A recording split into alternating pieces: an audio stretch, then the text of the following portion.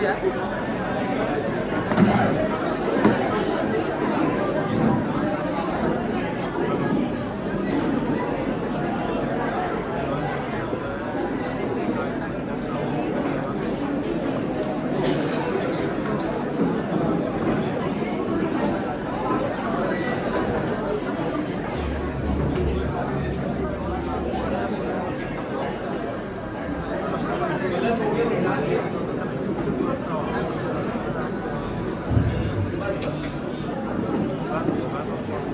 आपको विदित है कि तानसेन सभागार बड़ा छोटा सभागार है, बहुत सारी इसमें चीजें हैं, लेकिन फिर भी हमारे बच्चों ने जाकर प्रस्तुतियां दी है। और आप सभी से आग्रह, जितने पीछे दर्शक वृंद है, कृपया शांत रहें, नहीं तो आप लोग संवाद सुनाई नहीं देंगे। दूसरा, मोबाइल फोन का प्रयोग ना करें, साइलेंट मोड पर रखें।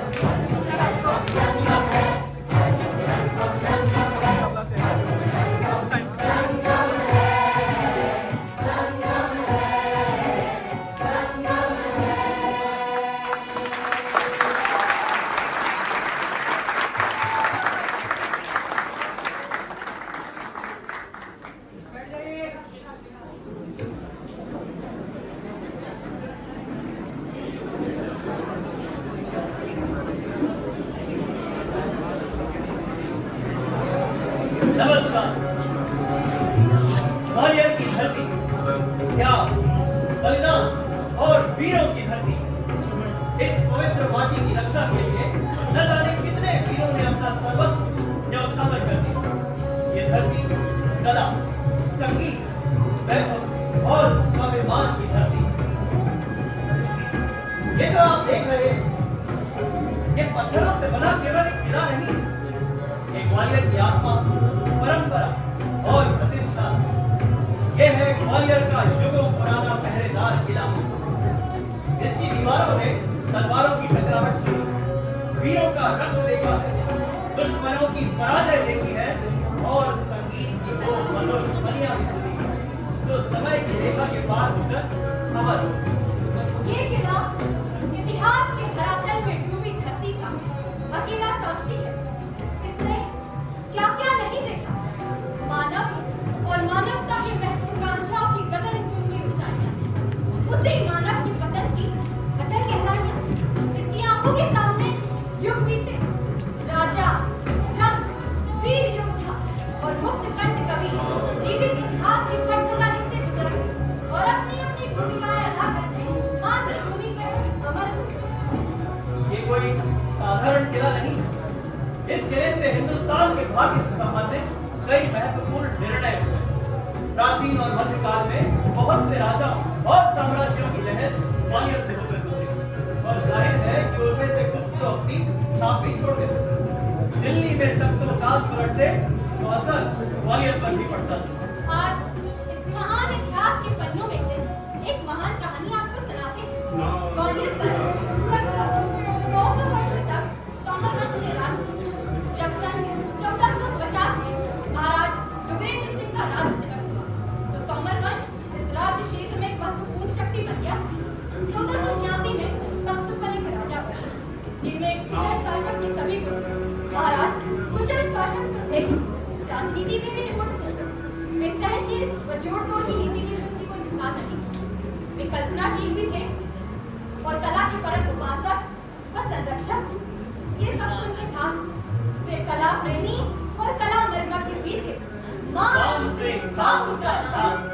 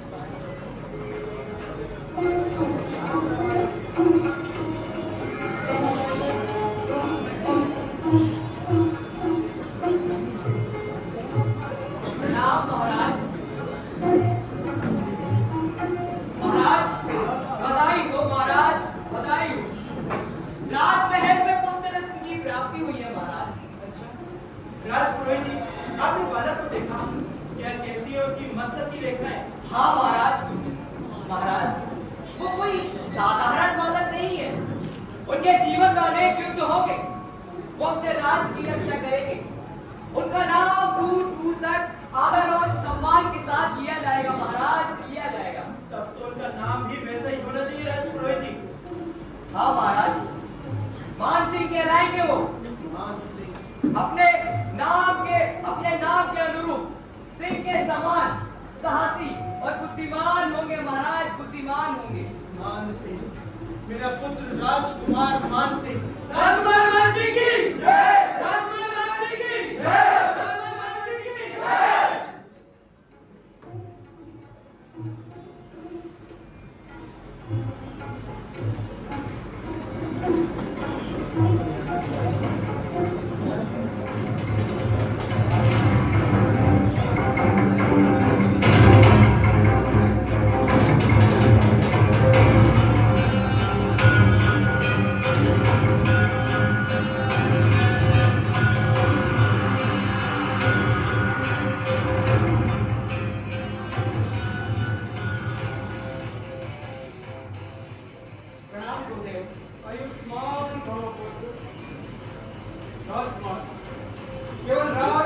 में जन्म लेने से कोई महान राजा नहीं बन जाता।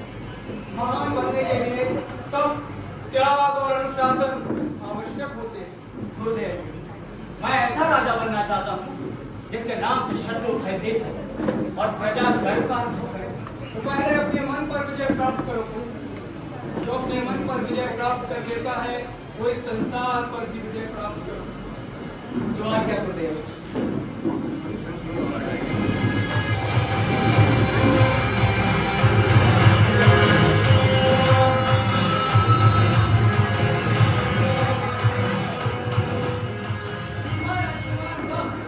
ऐसा निशाना तो बड़े बड़े घाव का भी नहीं होता। राजकुमार, अब तुम शस्त्र विद्या में निपुण हो रहे हो। पर मेरी बात एक याद रखो कि राजा केवल युद्ध से नहीं बल्कि अपनी संस्कृति से भी महान बनता है।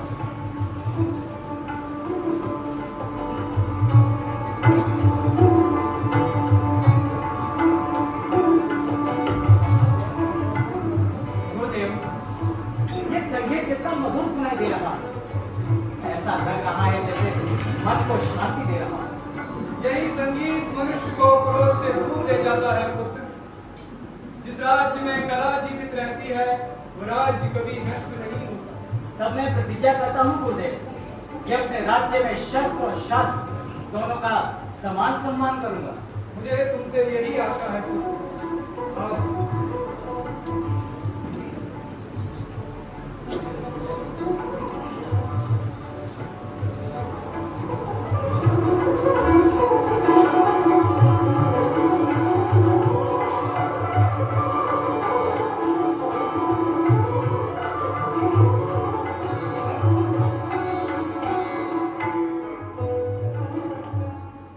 ये केवल पत्थरों से बना समूह नहीं है, ये हमारे पूर्वजों का गौरव है।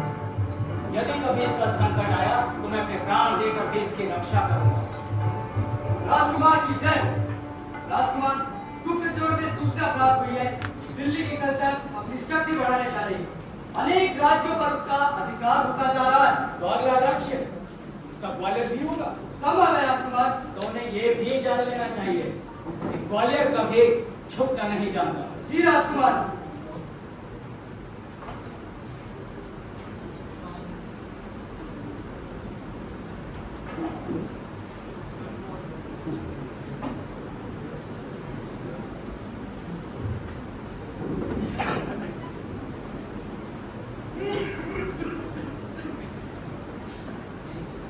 समय किसी के लिए नहीं रुकता।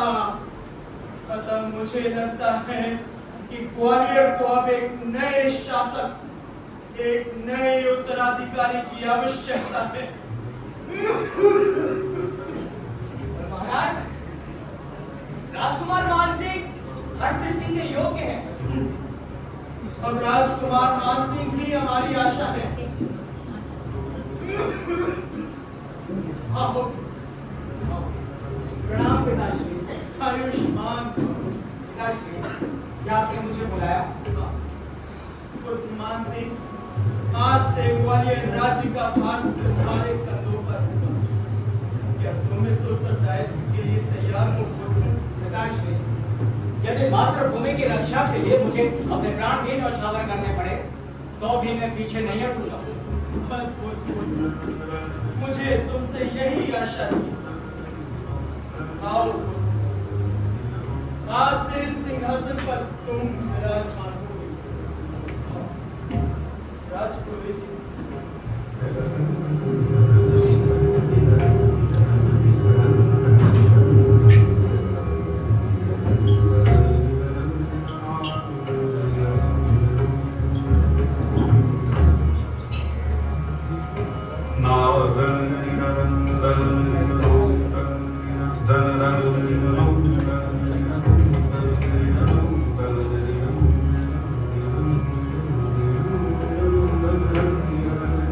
आज से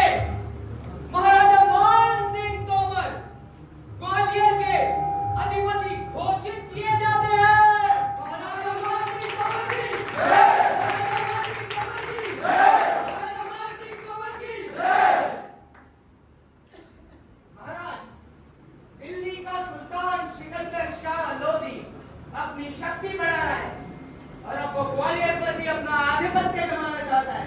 यदि युद्ध हुआ तो वो कठिन और लंबा होगा महाराज। जो राज्य भय के कारण झुक जाता है उसका सम्मान समाप्त हो जाता है। ग्वालियर स्वतंत्र था और स्वतंत्र रहेगा। हमें आपके आदेश की प्रतीक्षा है महाराज। सेनापति जी महाराज। पहले सेना को और मजबूत किया जाए, दुर्ग की सुरक्षा बढ़ाई जाए और याद रहे हम केवल भूमि के लिए नहीं अपने स्वाभिमान के लिए लड़ेंगे। ग्वालियर साम्राज्य की जय। ग्वालियर साम्राज्य की जय। ग्वालियर साम्राज्य की जय।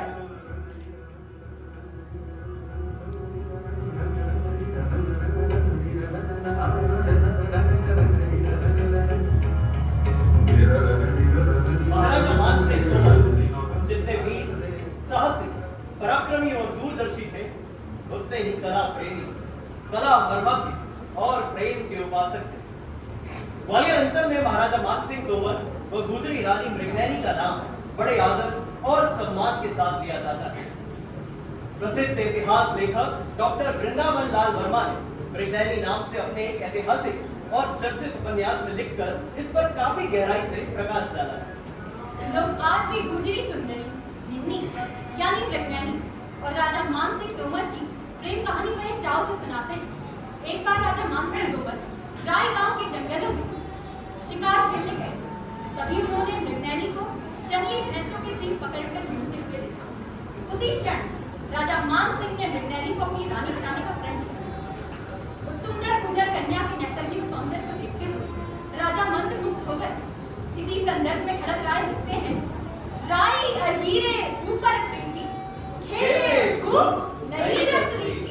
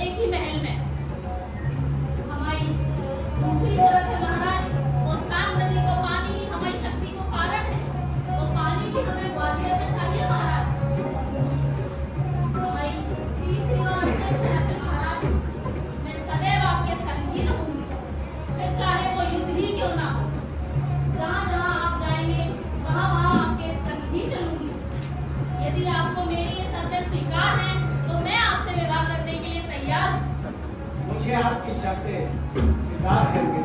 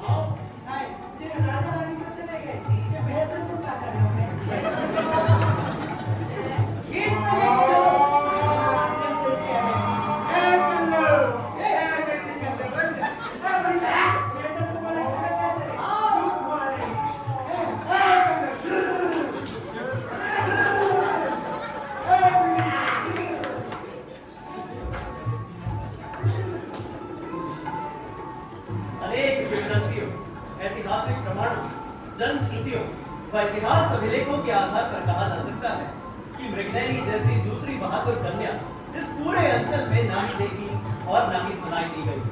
महान शासक महाराजा मान सिंह तोमर ने अपने शासनकाल में जहां अनेक समाज सुधार, सांस्कृतिक, सैनिक कल्याण व आम जनता की खुशहाली के लिए कार्य किए, वहीं से उन्होंने समाज में एकीकरण और उसमें रहने वाली पिछड़ी व दलित जातियों के उत्थान के लिए भी कार्य किए। उन्होंने राई गांव में रहने वाली पिछड़ी गुर्जर जाति की एक बाला से विवाह कर उसको महारानी का दर्जा दिया व पूरे गुर्जर समाज को सम्मानित किया। महारानी मृगनयनी साहसी, समझदार व कला पालकी थी। मृगनयनी संगीत की अच्छी जानकार मानी जाती थी।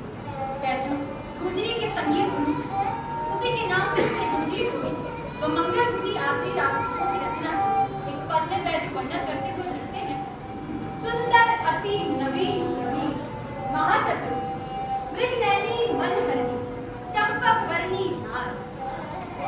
एक और पद में बैजू कहते हैं, सुंदर मृगनयनी कामिनी रतिमान अधपति संग, मुझ पर शीस कपोल दशन मन, कुछ पर कंचुकी तंग। महाराजा मान सिंह तोमर और रानी मृगनयनी का विवाह 1492 से लेकर 94 के बीच हुआ। इसके बाद ही मृगनयनी की प्रेरणा से मान मंदिर व गुजरी महल को बनवाने की कल्पना महाराजा मान सिंह तोमर को हुई। अनेक इतिहासकार स्पष्ट लिखते हैं कि जहां महाराजा मान सिंह तोमर ने संगीत ग्रंथ मान पतोहर की रचना की थी, वहीं उन्होंने गुजरी महल में संगीत का पहला विद्यालय भी बनवाया। सन 1500 ईस्वी में ग्वालियर के नरेश राजा मान सिंह तोमर की शक्ति दिन प्रतिदिन बढ़ती जा रही। जब उनने दिल्ली सल्तनत के वजीरों अमीरों को शरण दी, तब सुल्तान सिकंदर लोदी ने इसे अपनी सत्ता के लिए चुनौती मानी। तारीख के दाऊदी और तबकात अकबरी के अनुसार दिल्ली दरबार के वजीरों और अमीरों के बीच मंत्रणा हुई। ग्वालियर पर आक्रमण करने की योजना बनाई गई। निर्णय लिया गया, पहले धौलपुर और चंबल क्षेत्र को अपने अधीन किया जाए, फिर ग्वालियर दुर्ग को घेरा जाए।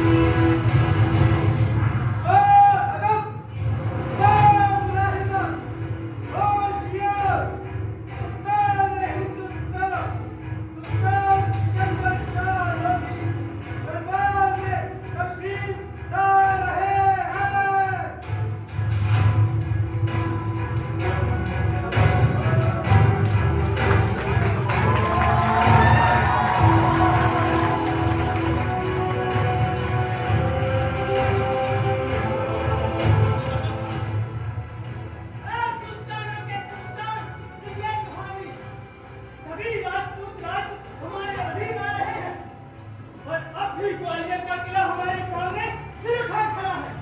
हम मान सिंह और उसके किले का कुछ नहीं बिगाड़ पा रहे हैं। ग्वालियर का किला हमारे लिए संगला किला संगीन चट्टानों से घिरा और तो और हमारे बड़े से बड़े बेहतरीन से बेहतरीन सैनिक भी उस किले की दीवारों पर चढ़ने और उस किले को फतेह करने में नाकाम रहे। सुल्तान, महाराजा मान सिंह तोमर अत्यंत साहसी और चतुर शासक हैं। खामोश गुस्ताख! खामोश! क्या दिल्ली सल्तनत अब उस मान सिंह से खौफ खाएगी? और तुम अपनी शिकस्त का यहाँ इकबाल बुलंद कर रहे हो? या तुम सब भूल चुके हो? मैं सिकंदर शाह लोधी हूं, जिसने सारे हिंदुस्तान को तहस नहस कर दिया, जिसके नाम का डंका चार आलम में बज रहा है, और तुम गुस्ताखी कर रहे हो। गुस्ताखी माफ जाओ, फिर से सेना तैयार करो। उस ग्वालियर के किले बंदी में कोई ना कोई तो कमजोरी की दरार जरूर होगी। पता करो और उस किले पर हमला बोल दो, क्योंकि अब ग्वालियर के किले पर हमारा यानी सिकंदर शाह लोधी का परचम लहराना चाहिए।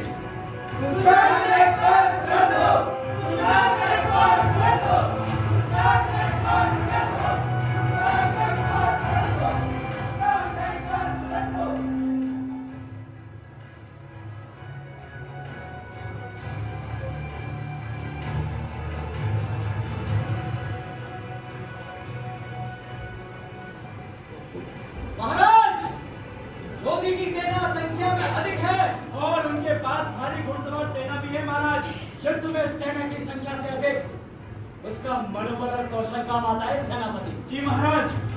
महाराज, सैनिक युद्ध में तभी तक लड़ते हैं जब तक उन्हें अपने राजा पर विश्वास होता है। क्या आप सभी को मुझ पर विश्वास है? अपने प्राणों से भी अधिक महाराज। तो विजय हमारी होगी। तोमर वंश के वीर योद्धाओ, जी महाराज। अब समय आ गया है। हमारे सामने एक ही रास्ता है, जिल्लत या मौत। जो दृढ़ राखे धर्म को, ते ही राखे करतार। मान सिंह, दिल्ली सल्तनत के सामने झुक जाना ही बुद्धिमानी होगी, क्योंकि ग्वालियर का किला तो अब सिकंदर शाह लोधी का होगा। अभी भी समय है, अपने हथियार डाल दो। सुल्तान, ग्वालियर की धरती वीरों की जन्मभूमि है। यहाँ के राजपूत मृत्यु से नहीं डरते। राजपूत तलवार टूट सकती है, लेकिन झुक नहीं सकती। जब तक हमारे शरीर में रक्त की एक बूंद शेष है, तब तक ग्वालियर के किले पर किसी दुश्मन का अधिकार नहीं हो सकता। सुल्तान, जी हुजूर। नारायण तकबीर! अल्लाहू अकबर! नारायण तकबीर! अल्लाहू अकबर! नारायण तकबीर! अल्लाहू अकबर! सेनापति जी महाराज, हाया हाया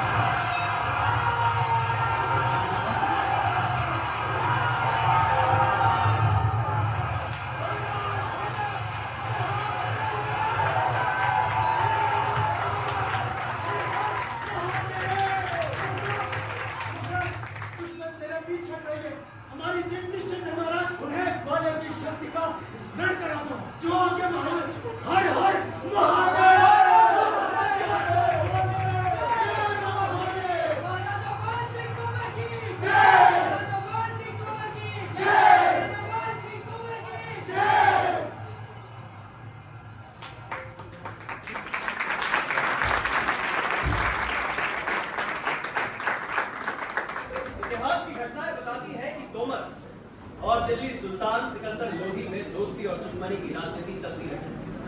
ग्वालियर पर 5 बार हमला करने वाले सिकंदर लोधी को आखिरकार हारकर 1504 में ग्वालियर से 120 किलोमीटर दूर आगरा शहर का निर्माण कराना पड़ा। इससे पहले आगरा में कोई बसाहट नहीं थी। आगरा शहर के निर्माण के पीछे भी मान सिंह तोमर से बदला लेने की भावना सिकंदर लोधी के मन में थी। पर ग्वालियर पर कब्जा न कर पाने के बलाल सिकंदर लोधी ने ग्वालियर से 50 किलोमीटर दूर नरवर में भी खूब लूटपाट की। सन 1505 ईस्वी के वर्षा ऋतु समाप्त होने पर उसने ग्वालियर पर आक्रमण करने के लिए प्रस्थान किया। सुल्तान की सेना विनाशलीला करती हुई एवं गरीब जनता पर अत्याचार करती हुई आलापुर पहुंची। राजा मान ने भी युद्ध की तैयारी की एवं उसकी सेना जोश में जा उठी। सुल्तान के सेनापति आजम हुमायूं ने तोमर सेना पर आक्रमण किया, परंतु उसे बुरी तरह पराजित होकर लौटना पड़ा। वे अपनी बची कुची सेना लेकर सुल्तान के पास लौटा और सुल्तान को इस प्रकार व्यतीत कर राजा मान सिंह तोमर ने उस पर फिर से आक्रमण किया और सुल्तान को पराजित होकर धौलपुर की ओर भागना पड़ा। उसके बाद सिकंदर लोधी ने अनेकों आक्रमण किए, जिनके विरुद्ध तोमर राजपूत सेना छापामार युद्ध करने लगी। बारिश और बंजारों द्वारा अनाज की कमी कर देने के कारण मुसलमान सेना लौटने लगी। तभी राजपूत सेना ने उन पर आक्रमण किया, जिससे भारी मारकाट हुई। इसी स्थिति में सुल्तान धौलपुर लौटा, जहां उसने मुसलमान आमिर को नियुक्त किया और वहां से आगरा चला गया।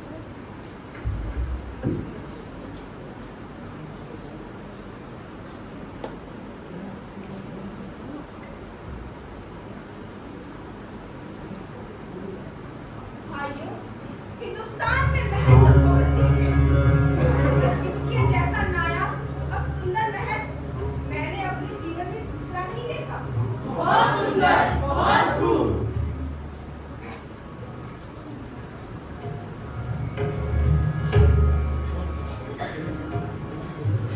अरे भाई, ये महल इतना ऊंचा है कि हवा भी इसकी चोटी तक नहीं पहुंच सकती।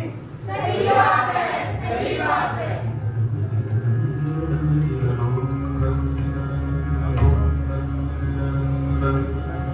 अरे ये देखो, मान मंदिर का भीतरी हिस्सा कितना अद्भुत रंगों से सजा है, विश्वास ही नहीं होता। अद्भुत, अविश्वसनीय।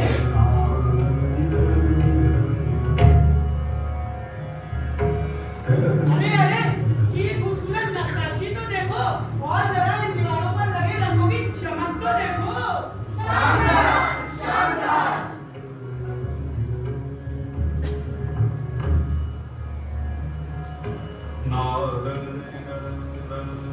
अरे भाइयों, मेरी तमन्ना है कि इस केसर कुंड के बगल वाले ठंडे कमरे में जाकर देखूं। जाओ जाओ, देखो देखो।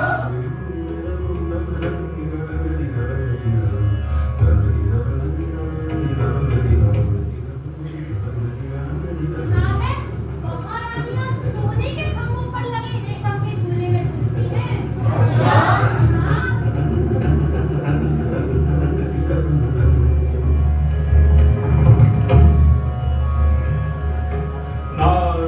अपने हैं राजा मान सिंह, जिन्होंने इतने सुंदर महल का निर्माण करा के ग्वालियर के वैभव को बढ़ाया है। धन्य है राजा मान सिंह, धन्य है, धन्य है राजा मान सिंह, धन्य है, धन्य है राजा।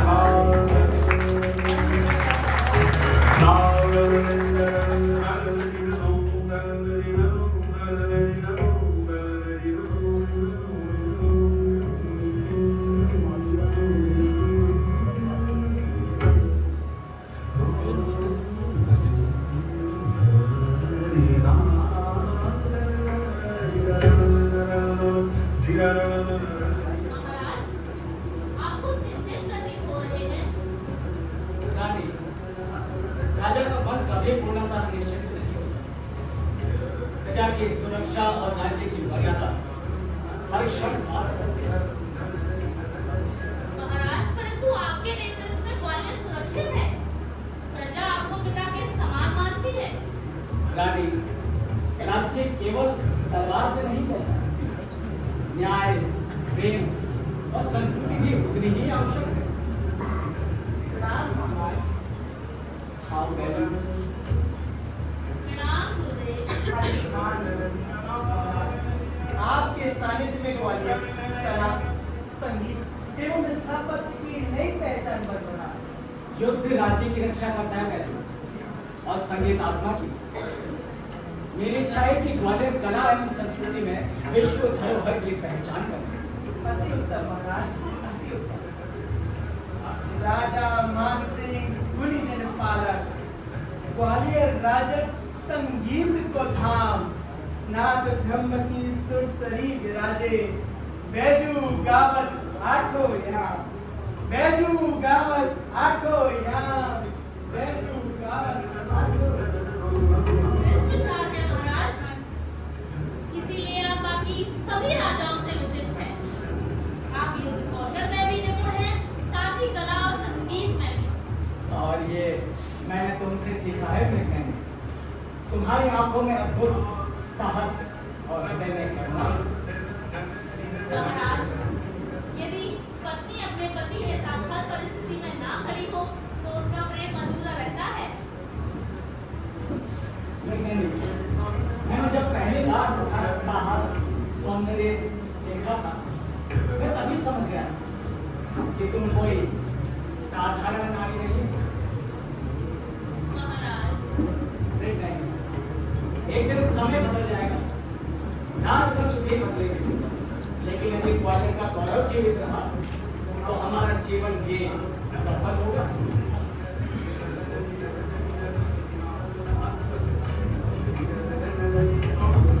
महाराजा मानसिंह तोमर के काल में साहित्य, संगीत, मूर्तिकला, चित्रकला, नृत्यकला और नाट्यकला जैसी विभिन्न विधाओं में विलक्षण प्रगति हुई। महाराजा मानसिंह तोमर स्वयं बहुमुखी प्रतिभा के धनी थे तथा उनका व्यक्तित्व बहुआयामी था।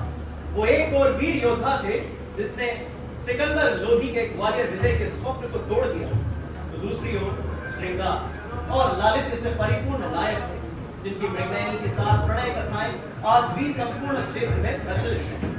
वो एक महान निर्माता जिसकी प्रतिभा का जीवन स्वरूप मान मंदिर आज भी गर्व से सिर ऊंचा किए खड़ा है।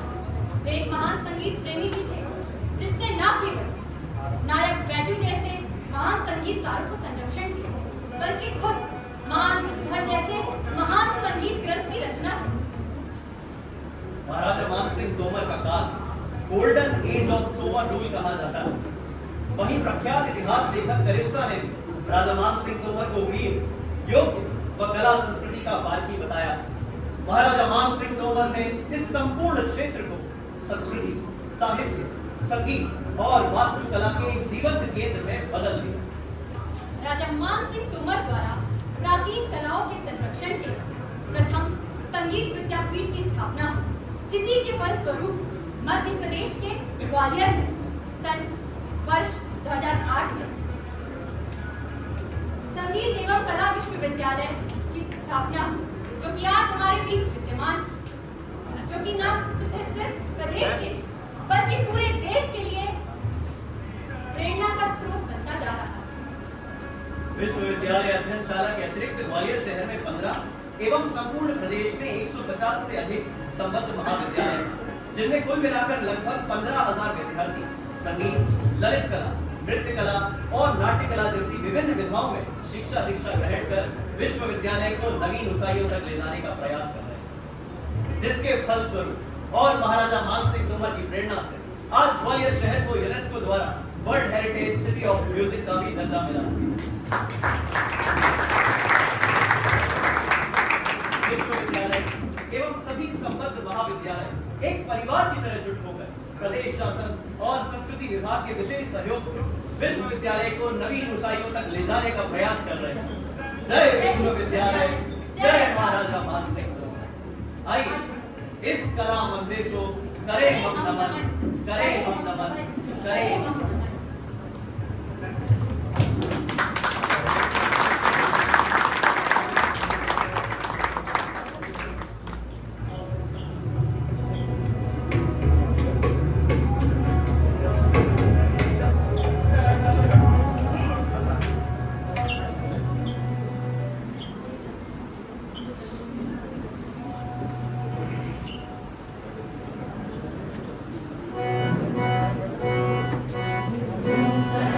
Thank you.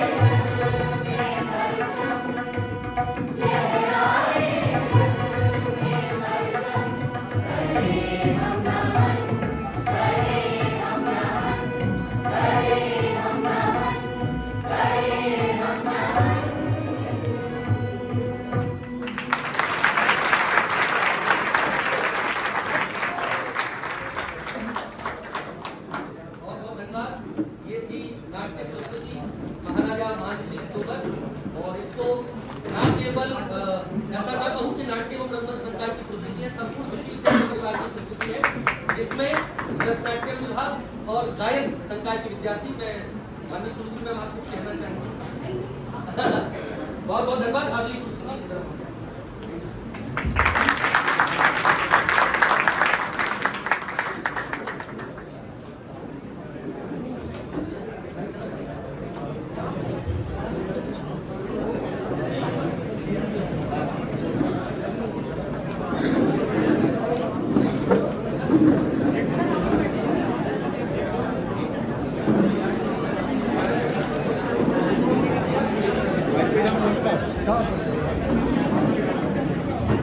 बैठे हैं ना अभी तो? मैं जा रहा हूँ ऑफिस जाना है।